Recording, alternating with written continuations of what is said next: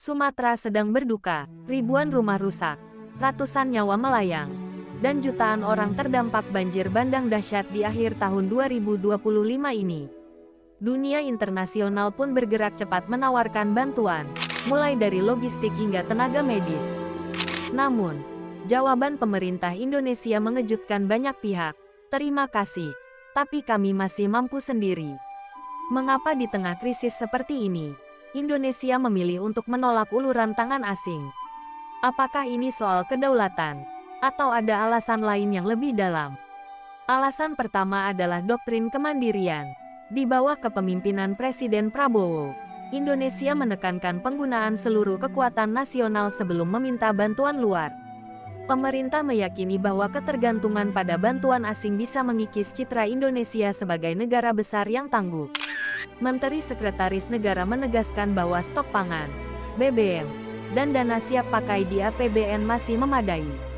Pemerintah ingin membuktikan bahwa sistem penanggulangan bencana kita sudah jauh lebih matang dibandingkan saat tsunami 2004 silam. Alasan kedua adalah efektivitas logistik.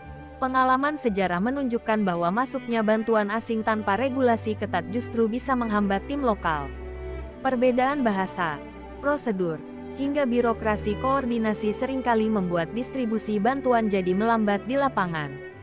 Dengan mengandalkan kekuatan domestik seperti TNI, Polri, dan relawan lokal, rantai komando jadi lebih pendek. Pemerintah lebih memilih mengoptimalkan kerjasama yang sudah ada daripada membangun struktur koordinasi baru untuk tenaga asing di tengah situasi darurat.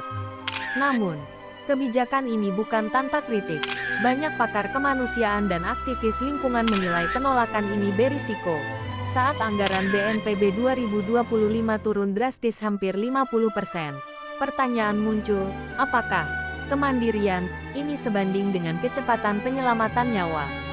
Banyak warga di pelosok Sumatera masih membutuhkan alat berat canggih untuk membuka akses jalan yang tertimbun longsor, teknologi yang mungkin bisa disediakan lebih cepat oleh mitra internasional jika pintu dibuka.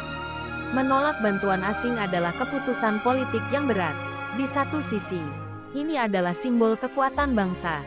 Di sisi lain, ini adalah pertaruhan besar bagi manajemen krisis kita. Pada akhirnya, yang paling penting bukan dari mana bantuan berasal, tapi seberapa cepat bantuan itu sampai ke tangan mereka yang kedinginan di pengungsian. Bagaimana menurut kalian? Tulis pendapatmu di kolom komentar.